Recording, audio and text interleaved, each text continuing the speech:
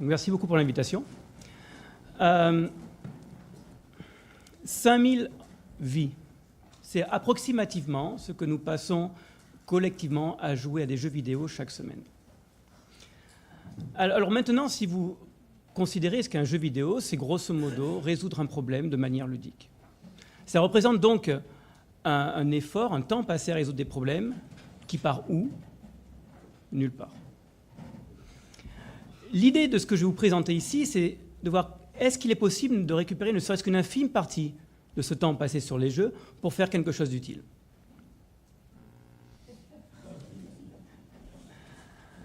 Alors, je m'appelle Jérôme Valdispul, je suis professeur en informatique à McGill, et en particulier, je fais de la recherche en bioinformatique. Donc, je développe des algorithmes, des systèmes informatiques pour étudier le génome. Et donc, dans la continuité de l'observation que je viens de faire précédemment, une partie de ma recherche consiste à développer ces systèmes basés sur des jeux vidéo pour permettre aux gens de s'investir dans la recherche en bioinformatique et faire des choses que les ordinateurs ne pourront pas forcément faire, et ce, par des jeux vidéo. Alors pourquoi la génomique est, je pense, un bon exemple ici pour illustrer le potentiel. Et on va en fait ici voir peut-être une application de plein de choses qu'on a déjà discutées au cours de cette conférence, depuis ce matin, pour plusieurs raisons. Le premier, c'est que la génomique est caractérisée par plein de nouvelles technologies qui permettent de générer plein de sets de données complexes et hétérogènes. Mais aussi, quand on fait une analyse de ces données, on fait appel à la machine pour les traiter, pour les analyser. Mais ces résultats ne sont jamais pris bruts. Évidemment, ils sont supervisés par un humain qui va regarder ces résultats et éventuellement les corriger, ou les raffiner, ou les compléter. Donc il y a vraiment une interaction homme-machine au cœur de ce processus. Et ce qu'on voit aussi, pas qu'en génomique, mais on le voit très bien en génomique, c'est que parmi toutes les recherches faites, le nombre de participants, de co-auteurs impliqués dans la recherche ne cesse de grandir. On le voit typiquement sur les publications, où le nombre de co-auteurs ne cesse de grandir, au point que maintenant on met les co-auteurs en appendice. Donc ça pose un problème, ou au moins pour une question, c'est comment on va faire une mise à l'échelle ici. Est-ce qu'on va produire plus de docteurs pour résoudre des problèmes de plus en plus complexes, ou est-ce qu'on va développer des cadres de travail, des schémas de travail différents? Alors évidemment, pour adresser ce problème, une des solutions est de faire appel à l'intelligence artificielle. Et on a vu, il y a plein d'applications qui ont permis des progrès qu'on ne pensait pas forcément capables à si court terme. C'est vrai, mais l'intelligence artificielle a aussi bien sûr des limitations.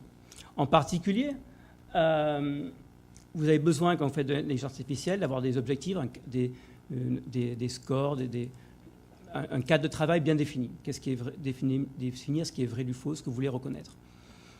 Et vous avez besoin de beaucoup de données, en particulier sur les cas les plus difficiles, qui sont les plus donnés à observer. Et ça, typiquement, on ne les a pas. Et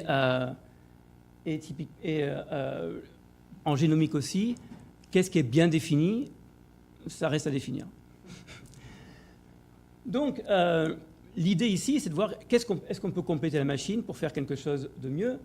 Et on sait effectivement depuis 1991 maintenant que l'homme combiné à la machine a cette capacité de sauver l'humanité.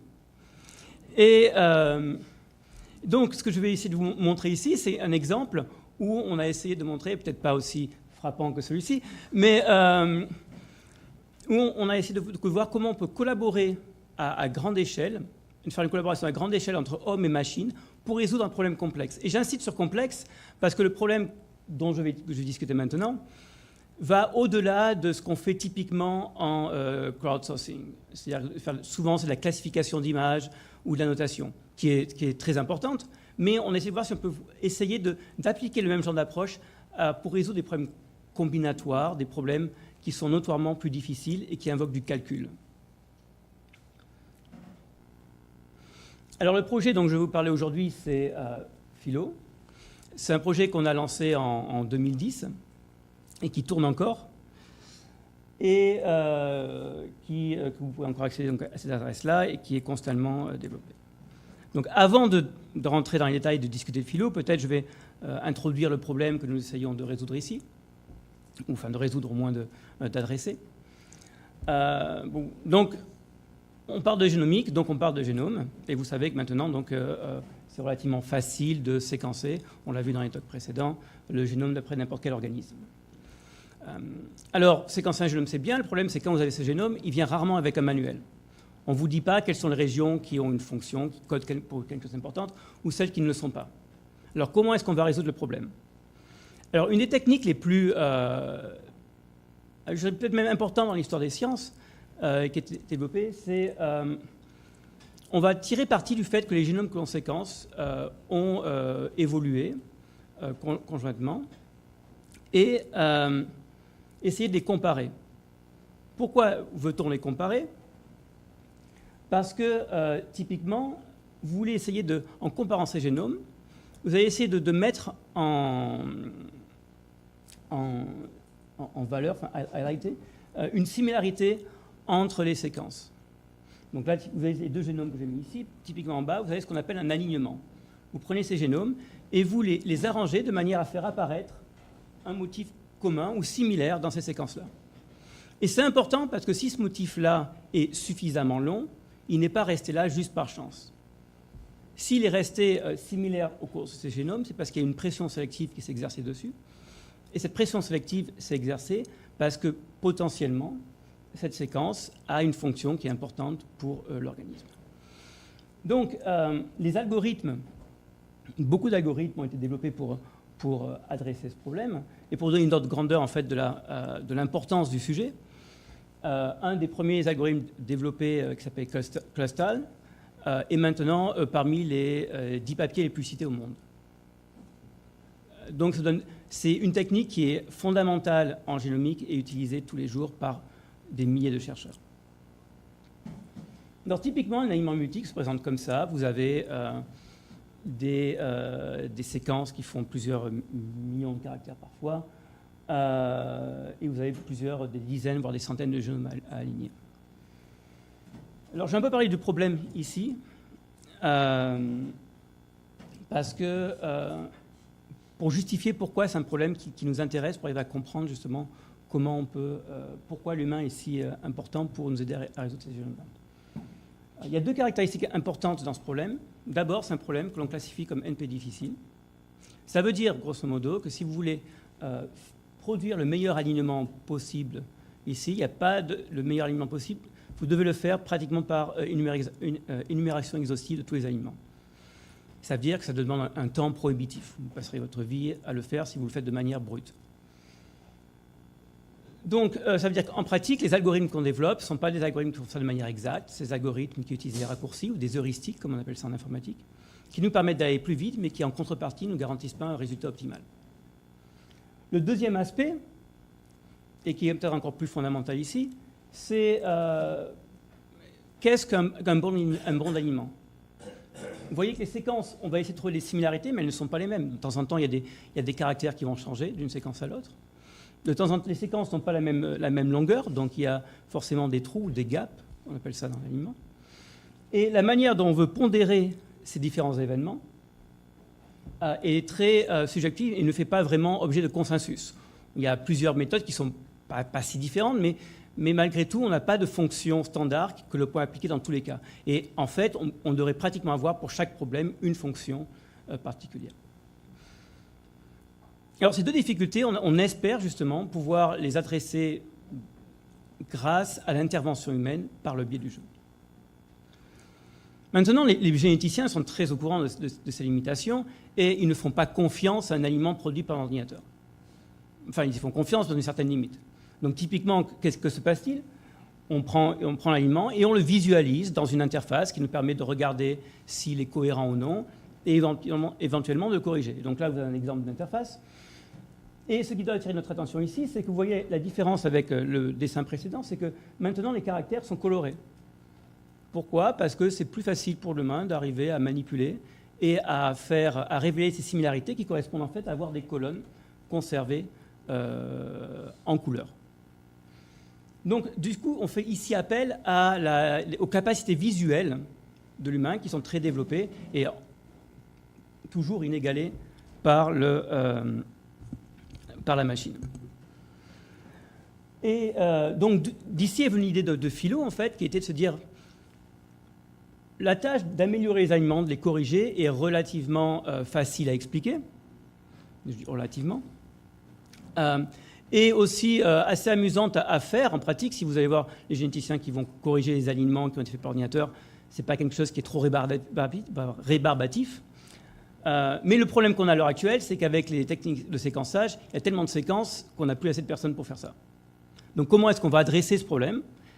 Est venue l'idée donc de Philo de se dire, bon, puisque le problème est potentiellement accessible à une large partie de la population, pour peu qu'on le présente de manière ludique, on va faire un jeu web qui va ressembler à un Tetris et qui va consister à présenter ces bouts d'alignement, demander aux gens de les améliorer. Nous, on va récupérer les résultats pour améliorer les alignements de séquences et de génomes.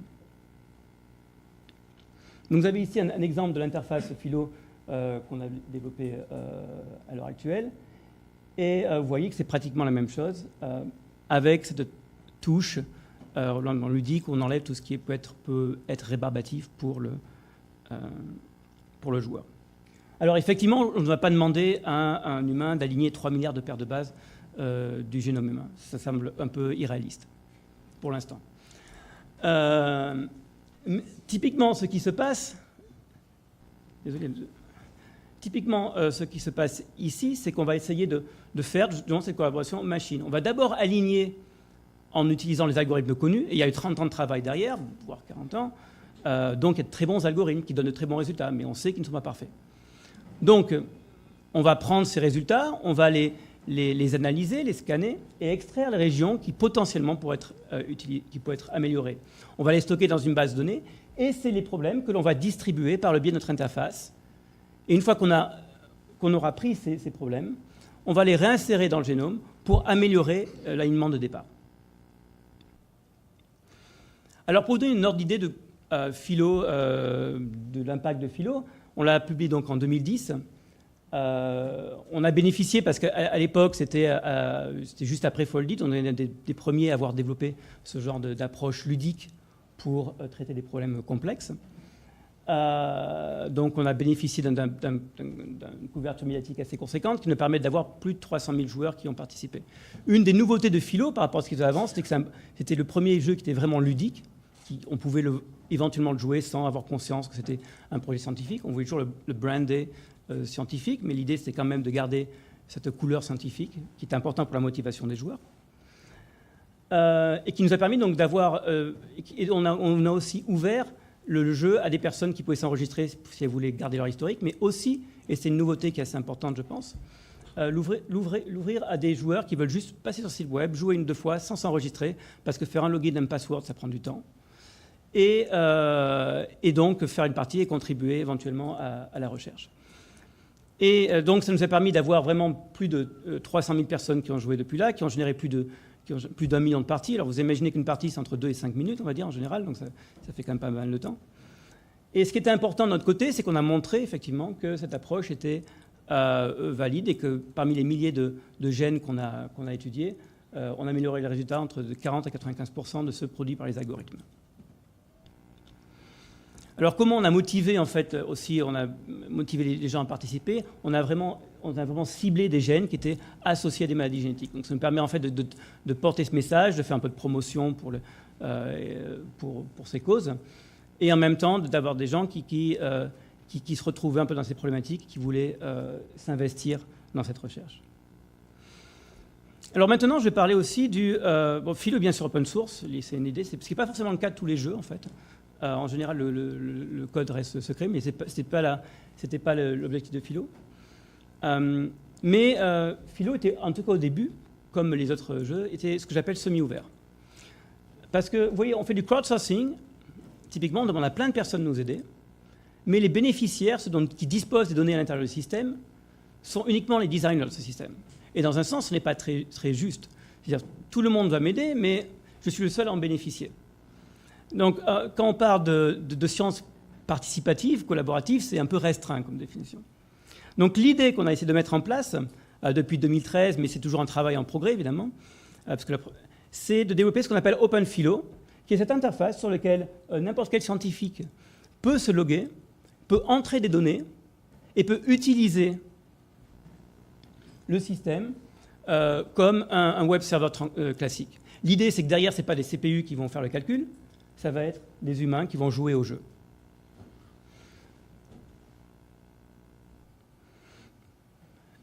Maintenant, si vous regardez Philo ici, c'est vrai que l'idée d'ouvrir est de côté, donc c'est un système complètement ouvert, maintenant avec OpenPhilo. Tous les scientifiques peuvent utiliser Philo pour améliorer leur alignement.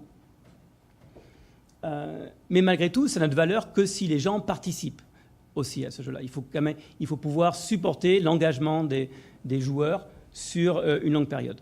Alors, si vous regardez bien la nouvelle interface qu'on a mis là, en bas à droite, vous voyez qu'il y a une petite icône avec marqué Teaching Portal. Et l'idée, c'est en fait d'essayer de motiver cette participation en profitant d'autres avantages qu'apporte le jeu en termes de promotion et de vulgarisation. Alors typiquement, vous comprenez que ces jeux sont de très bons outils de vulgarisation scientifique. C'est un exemple au Musée des sciences du Canada à Ottawa. L'année dernière, on a installé le jeu Philo. Donc maintenant, tous les visiteurs vont au Musée des sciences et peuvent jouer à Philo. En allant plus loin, on peut se dire aussi, c'est aussi potentiellement un outil qui peut aider à l'éducation. Donc, on peut pas, ça ne va pas remplacer l'éducation, mais c'est un outil d'aide et de support à l'éducation qui peut être assez puissant. Donc, on avait un peu hacké une interface. J'avais fait ça il y a 3-4 ans, sur la requête de quelqu'un qui m'avait emailé, je vais utiliser Philo en classe, est-ce que vous pouvez faire quelque chose pour moi? Je ne fais pas de problème, je mets une interface, c'est basique, pour que vous puissiez suivre le progrès des étudiants qui jouent au jeu. Et ça a bien marché, parce que sans publicité, sans rien, on a eu plus de 20 universités, des milliers d'étudiants qui ont utilisé le jeu et l'interface dans le cadre de leurs cours. Et donc l'idée, c'est qu'on va continuer cette voie-là, parce que nous, ça va nous permettre d'avoir aussi des gens qui jouent continuellement, et potentiellement qui ont de meilleurs résultats puisqu'ils le font dans le cadre d'un cours. Donc c'est une sorte de gagnant-gagnant. Et pour en fait rendre ça encore plus intégré, il faut aussi favoriser l'enseignement. Maintenant, on essaie aussi d'intégrer une narration, parce que beaucoup de jeux comme Philo avant, comme Foldit ou comme Eterna, c'est des jeux comme un Tetris. On clique sur le bouton, on joue, on s'en va. Mais il y a un potentiel derrière, si on l'intègre dans une narration, d'expliquer des choses et de motiver les gens à apprendre des choses qu'ils n'auraient pas appris peut-être d'une autre façon. Et le travail qu'on fait maintenant depuis 2 ans à peu près, c'est de mettre ça en intégrant une histoire, intégrant des concepts, expliquant brièvement des concepts comme le dogme central de la biologie, comme qu'est-ce qu'un gène, la génomie comparative, la phylogénie, CRISPR éventuellement, et le mettre dans le cadre d'une histoire qui permettent en fait de garder le côté ludique et en même temps d'amener par le biais du jeu des concepts qui ne le seraient pas naturellement. Alors tout ce système en fait et vraiment ce qu'on a essayé de faire ici, c'est vraiment de mettre la recherche, l'éducation, le jeu dans une même boîte. Et typiquement, on est justement ici. Souvent, on vous parle d'éducation et de recherche. Mais ce qui est important dans Philo, je pense que la contribution qu'on a ici, c'est vraiment ce côté, c'est qu'on a un jeu, et il ne faut jamais négocier le côté ludique, qui souvent est un peu mis de côté parce qu'on le pense secondaire. Mais si vous voulez faire de l'engagement, il n'y a pas d'autre solution de faire un jeu. Et la philosophie qu'on a ici, qu'on développe aussi avec Attila, qui est dans la salle ici, avec qui on collabore pour une nouvelle version de Philo, c'est de rendre, en fait, de mettre le jeu au centre, le jeu d'abord, et puis d'amener à l'intérieur les éléments scientifiques pour rendre l'approche plus viable. Alors, je n'aurai pas le temps de parler trop de ça ici, mais on développe d'autres versions, d'autres applications à l'alignement d'ARN qui nous intéressent parce que d'abord je fais de la bioinformatique de l'ARN, donc c'est un sujet qui m'est cher, mais qui nous permet aussi d'étudier plus profondément les capacités humaines. Là, par exemple, traiter avec des fonctions multi-objectives, parce qu'un aliment d'ARN, c'est la séquence et la structure. Et d'autres applications différentes qui sont basées ici sur le microbiome. Donc, par un jeu mobile, on peut essayer de voir comment les gens vont clusteriser, donc grouper des données et, au travers d'un jeu. Et c'est important parce qu'il n'y a pas de définition de ce qu'est vraiment un cluster. Donc, ça nous permet d'étudier en fait ces capacités de l'humain à reconnaître des clusters, et c'est des choses que les machines ne savent pas bien faire du tout. Et enfin, pour terminer, et ça conclut en fait ce que je disais juste avant, je voulais juste montrer et parler brièvement du projet Discovery qui avait été fait par MMOS, dont Attila est dans la salle ici, et qui était vraiment, qui illustre où doit aller le domaine des jeux de sciences citoyennes, de sciences participatives. C'est si on reste cloîtré aux petits jeux basés sur une interface web, on n'ira jamais plus que 10 000, 100 000 participants au maximum.